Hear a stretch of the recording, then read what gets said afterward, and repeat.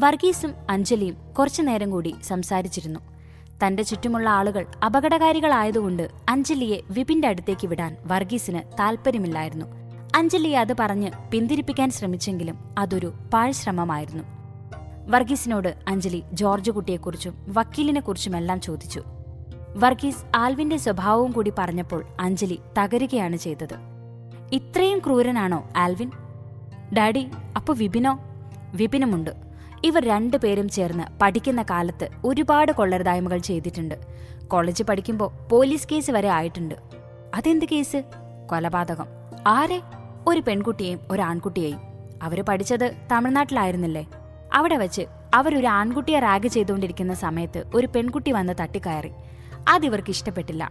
ആ റാഗ് ചെയ്ത പയ്യനും ആ പെങ്കുച്ചും നല്ല കൂട്ടായിരുന്നു. എന്ത് ചെയ്യാനാ, അടുത്ത ദിവസം അവരുടെ മെൻസ് ഹോസ്റ്റലിൽ രണ്ടിനെയും തൂക്കിയിട്ടിരുന്ന കാഴ്ചയായിരുന്നു കണ്ടത്. അന്നതൊരു കോളിളക്കം സൃഷ്ടിച്ച കേസായിരുന്നു. ആ പെൺകുട്ടിയെ ക്രൂരമായി ബലാത്സംഗം ചെയ്തിരുന്നു. കണ്ടു നിൽക്കാനാവില്ല എന്നായിരുന്നു പറഞ്ഞു കേട്ടത്. രണ്ടുപേരും പൂർണ്ണമായും നഗ്നരായിരുന്നു. ആദ്യം ആ ആൺകുട്ടിയുടെ തലയിലാക്കാനായിരുന്നു ശ്രമം. പക്ഷേ പോസ്റ്റ്മോർട്ടം റിപ്പോർട്ടും DNA സാമ്പിളും കിട്ടിയപ്പോൾ കുടുങ്ങിയത് വിപിനും ആൽവിനുമായിരുന്നു. അടുത്തു തന്നെ അവരെ അറസ്റ്റ് ചെയ്തിരുന്നു. ഇവരുടെ കൂടെ ഒരു പയ്യനുണ്ടായിരുന്നു. ആ ചെറുക്കൻ റിലീസായതിന്റെ അതേ ദിവസം ഒരു ഓടയിൽ നിന്നും പോലീസിന് ബോഡി കിട്ടി. അതിന്റെ കണ്ണുകൾ ചൂഴ്ന്നെടുത്തിരുന്നു. പിന്നീട് ആ കുട്ടികളുടെ അച്ഛനമ്മമാർക്ക് നല്ല പിടിപാടുണ്ടായിരുന്നു. പിന്നെ നാടാർ വക്കീല് കുറെ ചെറ്റ കളികൾ കളിച്ചിട്ടാണ് രണ്ടിനെയും പുറത്തു കൊണ്ടുവന്നത്. അതിനുശേഷം രണ്ടാളെയും രണ്ട് സ്ഥലത്ത് നിർത്തി പഠിപ്പിച്ചു. എന്തു കാര്യം? കുറെ ഉണ്ട് അഞ്ജു പറയാൻ. അന്നത്തെ ആ തമിഴ്നാട്ടിലെ കേസ് ഒരിക്കൽ നിതാര കുത്തിപ്പൊക്കാൻ ശ്രമിച്ചിരുന്നു. കേസ് റീഓപ്പൺ ചെയ്യാനുള്ള തിരക്കിലായിരുന്നു. ആ കൊച്ചിനെയും കൊന്നു തള്ളിയില്ലേ? അതിന്റെയൊക്കെ ശാപമായിരിക്കും ഇപ്പോ നീയും അനുഭവിക്കുന്നത്. നീ അവനുമായി അടുപ്പമായതൊക്കെ ഞാൻ അറിഞ്ഞിരുന്നു. അതാണ് നിന്നെ കല്യാണം കഴിപ്പിച്ചയച്ചത്. പക്ഷേ സംഭവങ്ങൾ ഈ നിലയിലായി. ആൽവിനെ കൊന്ന ആള് ചില്ലറക്കാരനല്ല. ഒരാളും അറിയാതെ അവനെ കൊല്ലണമെങ്കിൽ ഇതെല്ലാം നേരത്തെ ചെയ്തതായിരിക്കും. മോൾ പറഞ്ഞ പോലെ നിതാര. അതാണ് അവൻ പറഞ്ഞതെങ്കിൽ ഉറപ്പാണ്. അപ്പോ വിപിന്റെ പിന്നാലെയും ഉണ്ടാവും. അതാണ് അഞ്ജു പറയുന്നത്. കുറച്ചു ദിവസത്തേക്ക് ഞങ്ങളുടെ കൂടെ നിൽക്ക്. വേണ്ട ഡാഡി, അതൊന്നും ശരിയാവില്ല. വിപിന് സംശയം വരും. അതൊന്നുമില്ല, ഞാൻ സംസാരിക്കാം. നീ എഴുന്നേക്ക്, ഞാൻ കൊണ്ടുവിടാം. വിപിൻ ഓഫീസിൽ നിന്നും നേരത്തെ ഇറങ്ങി. വീട്ടിലെത്തിയപ്പോൾ ആരുമില്ല. വീട് പൂട്ടിയിരുന്നു. സ്പെയർ കീ വെച്ച് വീട് തുറന്നു. റൂമിലേക്ക് കയറിയപ്പോഴാണ് വീടിന്റെ മുന്നിൽ വണ്ടി വന്ന് നിന്നത്. അതിൽ നിന്നും അഞ്ജലിയും വർഗീസും ഇറങ്ങുന്നത് കണ്ടു. വീടിന്റെ ഉള്ളിലേക്ക് കയറിയതും വർഗീസ് വിപിനെ കണ്ടു. വിപിൻ എത്തിയിരുന്നോ? ഞാനിപ്പോ വന്നതേ ഉള്ളൂ അങ്കിൾ. ഞാൻ ഇവളെയും കൂട്ടി ഒന്ന് പുറത്തേക്ക് പോയതായിരുന്നു. പിന്നെ വിപിനെ, ഇവളെ ഒന്ന് ധ്യാനം കൂട്ടാനുണ്ട്. അതുകൊണ്ട് കുറച്ചു ദിവസത്തേക്ക് ഞാൻ ഇവളെ വീട്ടിലേക്ക് കൊണ്ടുപോവുകയാണ്. വിപിൻ അഞ്ജലിയെ നോക്കി. അവൾ മറ്റെങ്ങോ നോക്കി നിൽക്കുകയായിരുന്നു. വിപിനും പ്രത്യേകിച്ചൊന്നും സംസാരിക്കാൻ കഴിഞ്ഞില്ല. അപ്പോഴേക്കും വർഗീസ് യാത്ര പറഞ്ഞു പോകാൻ നിന്നു. വർഗീസിന്റെ വലത് കൈയിൽ അഞ്ജലി മുറുകെ പിടിച്ചിരുന്നു. അവൾ വിപിനെ നോക്കാതെ കാറിൽ കയറി. അവന് ദേഷ്യം വരുന്നുണ്ടായിരുന്നു. എന്തൊക്കെയോ സംശയങ്ങൾ അവനിൽ ഉടലെടുത്തു. അവൾ എന്തെങ്കിലും അറിഞ്ഞിട്ടുണ്ടാവുമോ? അറിഞ്ഞാൽ അവൾ ഇങ്ങനെ നിൽക്കോ? എബിനിന്ന് വരാമെന്ന് പറഞ്ഞു. ഇനി അവനോടെന്താ പറയാ? കാര്യമായി അവനും ഒന്നും തീരുമാനമെടുക്കാൻ കഴിഞ്ഞില്ല. അവനോട് തന്നെ വാഗ്വാദം നടത്തിക്കൊണ്ടേയിരുന്നു. പിന്നീട് വാതിലടച്ച് മുറിയിലേക്ക് പോയി. ഒറ്റയ്ക്ക് നിൽക്കുന്ന ഓരോ നിമിഷവും വിപിന് ഭ്രാന്ത് പിടിക്കുന്ന പോലെ തോന്നി. അവന് അവന്റെ ചുറ്റും അഞ്ജലി ഉണ്ടെന്ന് തോന്നി. ഇതെന്താ അവളെ മാത്രം ചിന്തിക്കുന്നത്? ഇനി ശരിക്കും പ്രേമിച്ചു തുടങ്ങിയോ ദൈവമേ? പണിയാവുമോ? വിപിൻ എന്തൊക്കെയോ ചെയ്തിട്ട് കിടന്നുറങ്ങി. പതിയെ കണ്ണുകൾ അടഞ്ഞുപോയി. തന്റെ മുറിയിൽ ശയിച്ചിരിക്കുന്ന വിപിന്റെ അടുത്തേക്ക് ഒരു കറുത്ത കരിമ്പടം പുതച്ചൊരാൾ വന്നു നിന്നു. അയാളുടെ പോക്കറ്റിൽ നിന്ന് ഒരു പേനാക്കത്തിയെടുത്ത് വലത് കൈയിൽ മുറുക്കെ പിടിച്ച് വിപിന്റെ ശരീരത്തെ ലക്ഷ്യമാക്കി വന്നു. നിമിഷ നേരത്തിൽ ആ പേനാക്കത്തി നെഞ്ചും തുളച്ച് ഉള്ളിലേക്ക് കടന്നുപോയി. അമ്മേ! വിപിൻ ഞെട്ടി എഴുന്നേറ്റു. ചുറ്റും നോക്കി. അവന്റെ ശ്വാസം വർദ്ധിച്ചുകൊണ്ടിരിക്കുന്നുണ്ടായിരുന്നു. ഹൃദയം വല്ലാതെ മിടിച്ചു. അവന് വെള്ളത്തിന് ദാഹിച്ചു. വെള്ളമെടുക്കാൻ വേണ്ടി വിപിൻ കാല് നിലത്തൂന്നിയപ്പോൾ എന്തിലോ ഒന്നിൽ ചവിട്ടിയ പോലെ തോന്നി. ഒരു വഴുവഴുപ്പായ എന്തോ ഒന്ന്. അവൻ മൊബൈൽ എടുത്ത് ഫ്ലാഷ് ഓണാക്കി. വിപിന്റെ രോമങ്ങളെല്ലാം എഴുന്നേറ്റ് നിന്നു. അവന്റെ ശബ്ദം പുറത്തേക്ക് വന്നില്ല. കരച്ചില് പോലും വരുന്നുണ്ടായിരുന്നില്ല. അവസാനം സർവ്വശക്തിയുമെടുത്ത് മുറിയിൽ നിന്നും പുറത്തിറങ്ങി ലൈറ്റിട്ടു. ഒരു നിമിഷം ഹാളിൽ നിൽക്കുന്ന കറുത്ത രൂപത്തിലേക്ക് കണ്ണുകൾ പാഞ്ഞു. അവിടെയുള്ള ലൈറ്റിടാൻ നോക്കിയപ്പോൾ അത് തനിയെ ഓണായി. മുന്നിൽ നിൽക്കുന്ന ആളെ കണ്ടപ്പോഴാണ് ഒന്ന് ആശ്വാസമായത്. എന്താടാ, മനുഷ്യനെ പേടിപ്പിച്ച് കളഞ്ഞല്ലോ എബി. കൊള്ളാം, വീട് മുഴുവൻ ഇരുട്ടാക്കി ഞാനൊന്ന് വെളിച്ചം വരുത്തിച്ചപ്പോ നിനക്ക് പേടിപ്പിക്കുന്ന പോലെ തോന്നിയോ? നീ എപ്പോഴാ വന്നത്? ഏതിലെ? ഇപ്പൊ വന്നു, വാതിലൂടെ മുൻഭാഗത്തെ. മുൻവശത്തേക്ക് വിരൽ ചൂണ്ടി എബി പറഞ്ഞപ്പോ വിപിൻ ഞെട്ടിപ്പോയി. ഡാ എബി, ഞാനത് ലോക്ക് ചെയ്തിരുന്നു. എന്തോന്ന്? ഞാൻ വരുമ്പോ വാതിൽ മലക്കനെ തുറന്നിരുന്നു. പിന്നെ ഉള്ളിലേക്ക് കയറിയപ്പോ മുഴുവൻ ഇരുട്ടും. സ്വിച്ച് തപ്പി നടന്ന അവസാനം കണ്ടുപിടിച്ച് ഇടാൻ നേരത്താണ് നീ ഉള്ളിൽ നിന്ന് വരുന്നത് കണ്ടത്. അല്ല, നീ വരുമ്പോ എന്താ ഒരു വൃത്തികെട്ട സൗണ്ട് കേട്ടത്? എബിൻ വിപിനോട് ചോദിച്ചു. അപ്പോഴും വിപിൻ വല്ലാത്തൊരവസ്ഥയിലായിരുന്നു. മുറിയടച്ച് കുറ്റിയിട്ടത് നല്ല ഓർമ്മ വന്നിരുന്നു. അപ്പോഴാണ് അവന് കഴിഞ്ഞ നിമിഷത്തിൽ സംഭവിച്ചത് ഓർമ്മ വന്നത്. അവനൊന്നും പറയാതെ വിപിന്റെ മുറിയിലേക്ക് പോയി. എബിന് ഇതെന്താ സംഭവം എന്നറിയാതെ വിപിന്റെ അടുത്തേക്ക് പോയി. വിപിൻ മുറിയിൽ പോയി നോക്കിയപ്പോൾ അവന്റെ കണ്ണുകളിൽ ഭയം നിഴലിച്ചു. മുറിയുടെ തറയിൽ ഒരു ഭാഗത്തായി രക്തം. അത് കൃത്യമായി വിപിന്റെ കാല് നിലത്തു കുത്തുന്ന ഭാഗത്തായാണ് ഇരുന്നത്. അവൻ വിറയ്ക്കുന്ന കാലടികളോടെ അടുത്തേക്ക് പോയി. എബിനും പിന്നാലെ ഉണ്ടായിരുന്നു. എബിൻ ചുറ്റും നോക്കി. ജനലും വാതിലും അടഞ്ഞു കിടന്നിരുന്നു. എബിൻ പിന്നിലേക്ക് തിരിഞ്ഞു നോക്കി. മുൻവശത്തെ വാതിലിന് ഒരു കുഴപ്പമില്ല. എങ്ങനെ ഇത് തുറന്ന് ഒരാൾ ഉള്ളിൽ വരാനാണ്? അപ്പോഴാണ് എബിന് അഞ്ജലിയെക്കുറിച്ച് ഓർമ്മ വന്നത്. പേടിച്ചരണ്ട നിൽക്കുന്ന വിപിന്റെ അടുത്തുപോയി അവന്റെ തോളിൽ കൈവച്ചപ്പോഴേക്കും അവൻ ഒച്ചയെടുത്തു. എന്തടാ പട്ടി, മനുഷ്യന്റെ നല്ല ജീവൻ അങ്ങ് പോയി. എടാ വിപി, അവളെവിടെ? ആര്? അഞ്ജലി. അവളെ അവളുടെ ഡാഡി ഒന്നും കൊണ്ടുപോയി. എന്തിന്? എന്തോ ധ്യാനത്തിനാണെന്ന് പറഞ്ഞു. എടാ, ഇത്രയും കാലം മോളെ തിരിഞ്ഞു നോക്കാത്ത തന്ത ഇപ്പോൾ എവിടുന്ന് വന്നു? നിനക്ക് ചോദിച്ചുകൂടായിരുന്നോ? എടാ, ചോദിക്കാനുള്ള സമയമൊന്നും ഉണ്ടായിരുന്നില്ല. അവർ രണ്ടുപേരും വന്നു പോയി, അത്ര തന്നെ.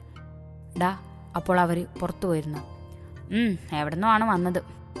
എബിൻ എന്തോ ആലോചിച്ച് മുറിയുടെ മറുഭാഗത്തേക്ക് തിരിഞ്ഞപ്പോ അവിടെ ഡ്രസ്സിംഗ് ടേബിളിലെ കണ്ണാടിയിൽ എന്തോ എഴുതിയ പോലെ തോന്നി. എബിൻ മുന്നോട്ടു പോയപ്പോഴായിരുന്നു വിപിനും അത് ശ്രദ്ധിച്ചത്. Countdown starts now. Your rest in peace day will be day after tomorrow. ചോരയിലെഴുതിയ അക്ഷരങ്ങളിലൂടെ കണ്ണു പായിക്കുമ്പോൾ വിപിന് തൊണ്ടയിലെ വെള്ളം വറ്റി. എബിൻ ആരോ തന്റെ അടുത്ത് നിൽക്കുന്ന പോലെ തോന്നി. അവൻ പെട്ടെന്ന് തിരിഞ്ഞു നോക്കിയപ്പോൾ ആരുമുണ്ടായിരുന്നില്ല. പക്ഷെ ഹാളിലെ ലൈറ്റ് അണഞ്ഞിരുന്നു. എബിൻ വിപിന്റെ അടുത്തു പോയി അവനെ വിളിച്ചു. ഡാ വിപി. വിപിൻ തിരിഞ്ഞ് അവനെ നോക്കി. എന്താടാ? ഡാ, ഹാളിൽ ആരോ ഉണ്ട്. ആര്? ഡാ, അവിടെ ലൈറ്റില്ലടാ, നമ്മൾ വരുമ്പോ ഉണ്ടായിരുന്നല്ലോ. വിപിനും അപ്പോഴാണ് അത് നോക്കിയത്. ശരിയാണ്, മുറിയിലേക്ക് വരുമ്പോ ലൈറ്റുണ്ടായിരുന്നു, ഇപ്പോൾ ഇല്ല. നീ വാ, നമുക്ക് നോക്കാം. എബിന്റെ കൈപിടിച്ച് രണ്ടുപേരും ഹാളിലേക്ക് പോയി. അവിടെ പോയി ലൈറ്റിട്ടപ്പോ അവിടെയും രക്തത്തിലൊരു ചുവന്ന വട്ടം വരച്ചു വെച്ചിരിക്കുന്നു. അതിൽ വിപിന്റെ പേരുണ്ടായിരുന്നു. അതിന്റെ അടുത്തായി 2 എൻവലപ്പുകൾ വെച്ചിട്ടുണ്ടായിരുന്നു. ഒന്നിലൊരു പെൻഡ്രൈവ്, രണ്ടാമത്തെ കവറിൽ ഒരു ലെറ്റർ പോലെ എന്തോ ഒന്ന്. അതെടുത്തു നോക്കിയപ്പോൾ അവന്റെ കയ്യിൽ നിന്ന് ആ കവർ നിലത്തേക്ക് വീണു. എബിൻ അതെടുത്തു നോക്കിയപ്പോൾ അതിൽ 2 ഫോട്ടോകളുണ്ടായിരുന്നു. ഒന്നിൽ ഏതോ ഒരാൾ മരിച്ചു കിടക്കുന്നത് പൂർണ്ണ നഗ്നനായി. സൂക്ഷിച്ചു നോക്കിയപ്പോഴാണ് അറിഞ്ഞത് അയാളുടെ കണ്ണുകൾ ചൂഴ്ന്നെടുക്കപ്പെട്ടിരുന്നു. അടുത്തതിൽ എബിൻ ഞെട്ടിപ്പോയി. ആൽവിന്റെ അവസാന ശ്വാസം പോകുന്നതിനു മുമ്പേ എന്ന് താഴെ എഴുതിയിരിക്കുന്നു, അതും രക്തത്തിൽ. ആ ഫോട്ടോയിലെല്ലാം തന്നെ നമ്പറുകളും ഉണ്ടായിരുന്നു. ആദ്യത്തേതിൽ 1, രണ്ടാമത്തേതിൽ 2. എബിൻ പെട്ടെന്ന് മുറിയിലേക്ക് പോയി. കണ്ണാടിയിലേക്ക് നോക്കിയപ്പോൾ അവസാനമായി അതിൽ 3 എന്നെഴുതിയിരിക്കുന്നു. എബിന് ശരീരമെല്ലാം വിറയ്ക്കാൻ തുടങ്ങി. വിപി, ആരാ ഇത്? വിപിന്റെ നേരെ എബിൻ ആദ്യത്തെ ഫോട്ടോ കാണിച്ചുകൊണ്ട് ചോദിച്ചു. വിപിൻ അവിടെയൊന്നുമായിരുന്നില്ല. എബിൻ കുലുക്കി വിളിച്ചപ്പോഴാണ് അവൻ എബിനെ നോക്കിയത്. എന്താ? എടറിയ ശബ്ദത്തോടെ വിപിൻ ചോദിച്ചു. ഡാ, ഇതാരാ? വിപിൻ ആ ഫോട്ടോയിലേക്ക് നോക്കി. അവന്റെ കണ്ണുകൾ നിറഞ്ഞു. ഇത് ഞാനും ആൽവിനും സേലത്ത് പഠിച്ചുകൊണ്ടിരുന്നപ്പോൾ ഉള്ള ഫ്രണ്ടായിരുന്നു. എബിന് അപ്പോഴാണ് ആ കേസ് ഓർമ്മ വന്നത്. എന്തൊക്കെയോ എബിന് ഓർമ്മ വന്നു. അന്ന് ചേട്ടായിയെയും വിപിനെയും ഇറക്കാൻ വേണ്ടി മുരളിയെങ്കിൽ എന്തൊക്കെയോ സംസാരിക്കുന്നത് കേട്ടതാണ്. പക്ഷേ ഒന്നും ഓർമ്മയില്ല. വിപി, അപ്പോ അന്ന് നിങ്ങളാണോ ആ പെൺകുട്ടിയെയും ആൺകുട്ടിയെയും കൊന്നത്? വിപിൻ തല കുനിച്ചു. എബിന് വിറഞ്ഞങ്ങ് കയറി. വിപിൻ, ഒന്നും മറച്ചു വെക്കാതെ പറഞ്ഞേ. മനുഷ്യൻ ഇപ്പൊ തന്നെ പാതി ജീവൻ പോയി. വിപിന്റെ ഓർമ്മകൾ ഒരു നിമിഷം 5 വർഷത്തിന് മുമ്പോട്ടേക്കായി. ഡാ, അന്നത്തെ പ്രായം. കോളേജിലെ ഹീറോ ആയിരുന്നു ഞാനും ആൽവിനും. റാഗിംഗ് ഒന്നും പാടില്ലായിരുന്നു. അന്നത്തെ ഒരു രസത്തിന് ചെയ്തു നോക്കി. ഒരിക്കൽ ചെയ്തപ്പോൾ അതൊരു ഹരമായി മാറി. അന്ന് ഞാനും ആൽവിനും സെന്തിൽ എന്നൊരു തമിഴനുമായിരുന്നു കൂട്ട്. സെന്തിൽ ആളൊരു വ്യത്യസ്തനായ പയ്യനായിരുന്നു. എന്തിനും തികച്ചും ഒരു വ്യത്യസ്തത കണ്ടുപിടിക്കുന്ന ആൾ. അന്ന് ഞങ്ങൾ 3rd ഇയറിലായിരുന്നു. ആദ്യത്തെ ഒരാഴ്ച കഴിഞ്ഞ് 2ാമത്തെ ആഴ്ചയിൽ ഒരു ചെറുക്കൻ വന്നു. പേര് കാർത്തിക്. കാണാൻ നല്ല ഭംഗിയുണ്ടായിരുന്നു. ഒരു പാവം പയ്യൻ. അവന്റെ കൂടെ ഒരു പെൺകുട്ടിയും ഉണ്ടായിരുന്നു. പേര് ചിത്ര. അവളും ഇവനും ചെറുപ്പം മുതലേ ഒന്നിച്ചു പഠിക്കുന്നവര്, 2 ആത്മാർത്ഥ സുഹൃത്തുക്കൾ. അവളെ സെന്തിലിന് ഇഷ്ടമായി. കാർത്തികിനെ റാഗിംഗ് ചെയ്യുന്ന സമയത്ത് അവനോട് സെന്തിൽ അവളെ ഒരു ദിവസം ഹോസ്റ്റലിലേക്ക് കൊണ്ടുവരാൻ പറഞ്ഞു. അത് ചിത്രയും കേട്ടു. അതിൽ ദേഷ്യം വന്ന അവൾ സെന്തിലിന്റെ കാരണം പുകച്ചൊന്നു കൊടുത്തു. അന്നതൊരു ഇഷ്യൂ ആയി. പ്രിൻസിപ്പൾ വരെ എത്തി. അവളെ റാഗിങ് ചെയ്തു എന്നും പറഞ്ഞ് കംപ്ലൈന്റും കൊടുത്തു. അവന് സസ്പെൻഷൻ കിട്ടി. കൂടെ ഞങ്ങൾക്കും 2 ആഴ്ചത്തേക്ക്. ഞാനും ആൽവിനും അപ്പോഴൊന്നും ഡ്രഗ്സ് എടുത്തിരുന്നില്ല. വെള്ളമടി തന്നെ വല്ലപ്പോഴും മാത്രമായിരുന്നു. സെന്തിലിന് സസ്പെൻഷൻ കിട്ടിയപ്പോൾ വാശിയായി. സസ്പെൻഷൻ കഴിഞ്ഞ് തിരിച്ചു വന്ന് ജോയിൻ ചെയ്ത അന്ന് രാത്രി സെന്തിലും ആൽവിനും ചേർന്ന് 2 പേരെയും പൊക്കി ഹോസ്റ്റലിൽ കൊണ്ടുവന്ന് ഒരു മുറിയിൽ പൂട്ടിയിട്ടു. അവള് നല്ലോണം പ്രതിരോധിച്ചു. കുറെ ചീത്ത പറഞ്ഞു. അവളുടെ ശബ്ദം പുറത്തേക്ക് വരുമെന്നായപ്പോൾ സെന്തിൽ അവൾക്ക് ഡ്രഗ്സ് കുത്തിക്കയറ്റി. അവള് മയങ്ങി. അവൻ ഞങ്ങൾക്കും തന്നു. ആദ്യമായിട്ട് അടിക്കുന്നത് കൊണ്ടോ എന്തോ ഞങ്ങൾ 2 പേർക്കും എന്താ ചെയ്തതെന്ന് ഒരു ഓർമ്മയില്ല. അവൻ എന്തൊക്കെയോ പറയുന്നുണ്ടായിരുന്നു. രാവിലെ എഴുന്നേറ്റ് നോക്കുമ്പോൾ അവള് പൂർണ്ണ നഗ്നയായിരുന്നു.